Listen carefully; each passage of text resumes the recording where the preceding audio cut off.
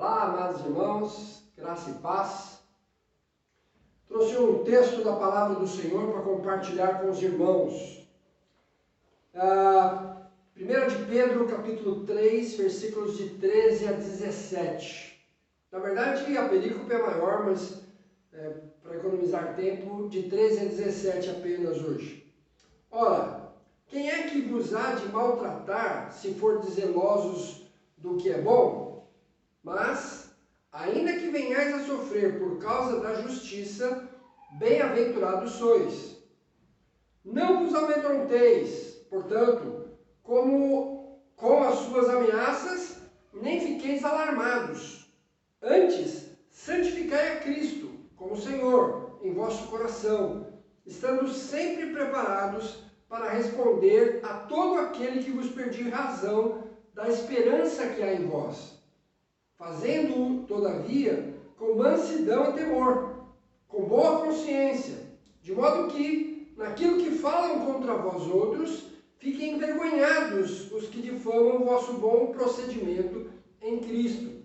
Porque, se for da vontade de Deus, é melhor que sofrais por praticardes o que é bom, do que praticando o mal. Pedro está escrevendo a sua carta para aquilo que ficou denominado como dispersão, tanto para ele quanto para os outros apóstolos. Provavelmente são pessoas, judeus que se converteram e viviam longe de Jerusalém, viviam longe da Judéia. E os apóstolos preocupados com esse grupo de pessoas, escrevem essas cartas que nós chamamos de cartas gerais, ou seja, cartas não escritas pelo apóstolo Paulo.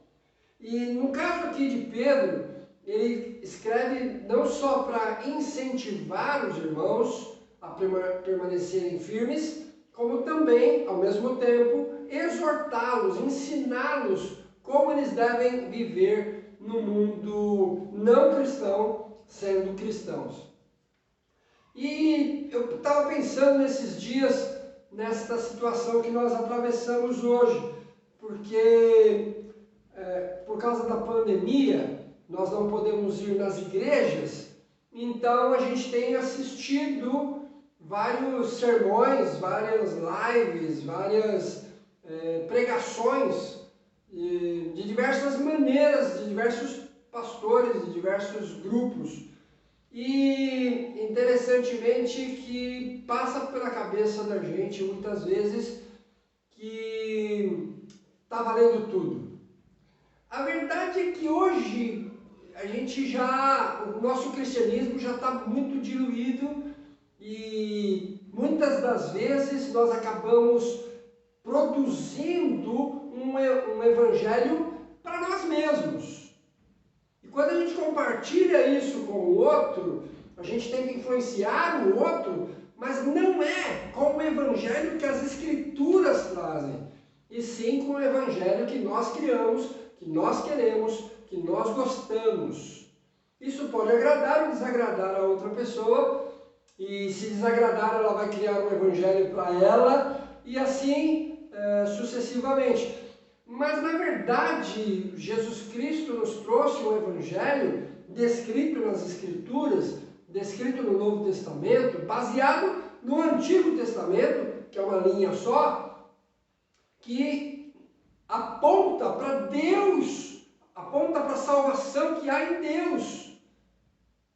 Então, eu queria pensar um pouco, junto com os irmãos, sobre responder a respeito da nossa fé.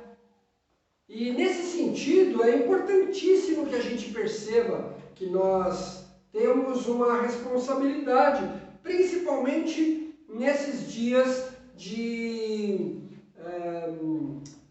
confinamento, onde se espera de nós um posicionamento mais alicerçado, já que nós dizemos e afirmamos que Deus cuida de nós.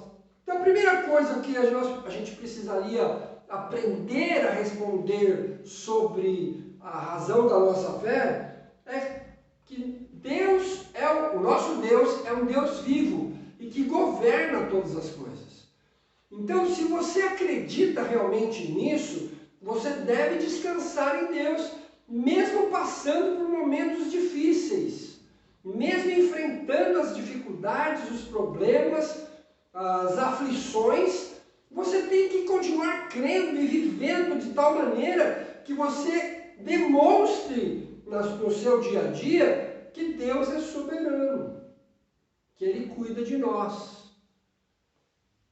É tão importante isso para mostrar para nós mesmos, para a nossa própria alma, que nós pertencemos a um Deus que se importa.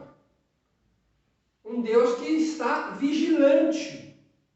E Ele tem permitido algumas coisas e não permitido outras coisas por causa do seu plano. Então, quando você fala sobre Deus, que tipo de Deus é este? As Escrituras falam de um Deus criador, um Deus soberano, um Deus onisciente, um Deus onipresente, um Deus que pode todas as coisas, ele consegue fazer tudo aquilo que Ele quer fazer. As Escrituras falam de um Deus de amor, um Deus de misericórdia, um Deus de justiça, um Deus de santidade.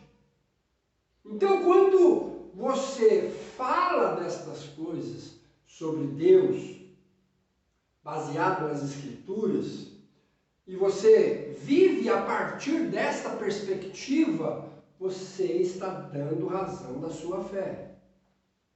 É crendo num Deus que está governando absoluto sobre tudo e sobre todos. A segunda coisa que é importante a gente pensar quando fala sobre a nossa fé é sobre a lei de Deus. Deus promulgou uma lei para o nosso bem. As Escrituras dizem que a lei de Deus servia como um aio, ou melhor, como um ensinador, um professor, que delimitaria a nossa maneira de viver, para que não somente o nosso relacionamento com Ele estivesse alinhado, funcionasse, como também o nosso relacionamento com os nossos semelhantes, que isso funcionasse. Deus estabeleceu a sua lei para o nosso bem, para que nós fôssemos beneficiados e pudéssemos então ter um relacionamento social, um relacionamento espiritual bem firmado. E infelizmente nós temos procurado uma fé, um relacionamento que não tem a lei. Que cada um faça o que quiser, do seu jeito. E eu acho muito interessante as pessoas falarem desta maneira, e elas dizem assim que o que está valendo é o amor, né? Mas amor a quem? Na verdade, normalmente, as pessoas que falam isso estão pensando nelas mesmas. Tem que partir delas. Enquanto Deus não está no centro. Elas é que estão. Então, elas não querem uma lei que determine o que elas têm que fazer, o que elas não podem fazer. E quando a gente fala da nossa fé, você vai encontrar nas Escrituras coisas que você tem que fazer, coisas que você não pode fazer. E isso Deus estabeleceu para o nosso bem. E se você quer agradar a Deus, você tem que seguir a sua lei. Não pode viver do seu jeito. E falar da nossa fé é mostrar que, sem a ajuda do Espírito Santo, nós falhamos em obedecer ao nosso Deus, em cumprir a sua lei. Porque nós somos pecadores, somos falhos. Temos uma tendência para a falha, para o pecado. Então, somente pela graça maravilhosa de um Deus que é justo, mas é misericordioso, derramado sobre nós, é que nós podemos então seguir a lei de Deus e fazer a lei também. Outra coisa que é importante quando você está falando sobre a sua fé é falar sobre arrependimento. E esse é um confronto importante que a gente tem que fazer com a gente mesmo e anunciar isso para os outros. Porque a palavra de Deus fala de arrependimento. Ela fala de uma mudança na nossa mente, né? A nossa maneira de pensar. E muitas vezes o que nós queremos é um evangelho sem arrependimento. O que eu tenho ouvido muitas vezes na televisão é um evangelho sem um encontro com Deus, um evangelho no qual a gente se beneficia das bênçãos derramadas, mas a gente não muda a nossa atitude, a gente não muda o nosso caráter, a gente não muda a nossa maneira de ver as coisas. Isso é contrário às Escrituras. Então, quando a gente vai falar da nossa fé, a gente tem que compartilhar também a necessidade que o ser humano pecador tem de arrependimento. E esse arrependimento é que vai fazer com que a gente dependa de Deus para vivermos a sua lei. Quando você tem o seu próprio método, quando você tem o seu próprio evangelho, quando você quer fazer do seu jeito, então normalmente você diz que não precisa se arrepender. E normalmente você tem um conceito muito estranho sobre você mesmo, que é que você não precisa de nada, você não é tão ruim assim. O que a palavra de Deus nos ensina, e nós cremos, é que é preciso ter o perdão de Deus derramado sobre o nosso coração, não porque nós somos bons, não porque nós merecemos, mas porque nós dependemos da sua graça, graça dele, de Deus, sobre a nossa vida. Senão a gente não consegue. Sem arrependimento não tem vida eterna. É o que a Bíblia diz. Sem arrependimento não tem certeza de salvação. É o que a Bíblia diz. Sem arrependimento, a sua vida vai continuar da mesma maneira. Às vezes você vai enganar algumas pessoas durante algum tempo, né? Fingindo que acredita, indo para a igreja, ou agora nem dá para ir para a igreja mais, mas você vai falar coisas bonitas, escrever um texto bonito sobre as coisas espirituais, sobre um texto da palavra de Deus, mas na verdade você não está vivendo isso. Você não está praticando essas coisas. Por isso, é importante a gente parar um pouco para pensar. Eu particularmente, eu vou compartilhar com vocês o que eu estou imaginando aqui. É que não adianta receber qualquer live. Não adianta receber qualquer sermão. Não adianta a gente, só porque a pessoa diz que vai fazer uma oração, está valendo. Não. Eu penso que é preciso confiar em Deus. Se você vai fazer oração, você tem que confiar em Deus. E num Deus que é soberano. Que Ele vai fazer o que Ele quiser, quando quiser e como quiser. Você vai pedir, mas vai depender dEle. Eu penso que quando nós falamos sobre a nossa fé, quando nós compartilhamos a nossa fé, nós temos que fazer isso dentro daquilo que Deus determinou, da palavra dele, das escrituras sagradas, e não do nosso jeito, como a gente quer, tirando as coisas que não nos agradam das escrituras e colocando outras que nos agradam. Não. É seguindo as escrituras, de acordo com as escrituras. Eu penso que quando a gente fala de uma vida com Deus, a gente precisa desenvolver esta vida através de um arrependimento. De estarmos dependentes de Deus, sabendo que não merecemos. Mas se Ele derramou graça, se Ele buscou-nos, nos salvou em Cristo Jesus, por gratidão, nós vivemos na dependência.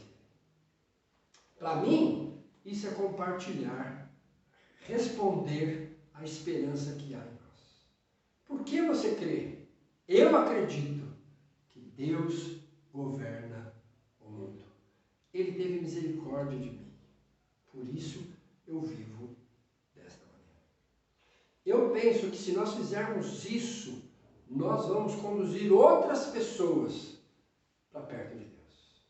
E nesses dias de aflição, nesses dias de pandemia, nesses dias de dor, não só dor física, mas dor psicológica, estas palavras, numa vida que está vivendo isto, traz alívio, conforto e segurança.